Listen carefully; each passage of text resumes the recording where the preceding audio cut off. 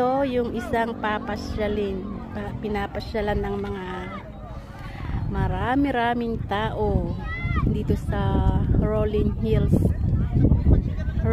Hills of Planas Isabela. Ito nga yung isang rolling hills dito sa Isabela na pinapasyalan yung mga maraming tao din. Pwedeng mamasyal dito yung mga tourists. Yan o, kadaming tao. So, yung view dito mahangin.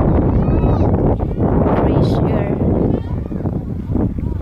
Fresh air ang hangin dito sa Ramon Rolling Hills, Planas.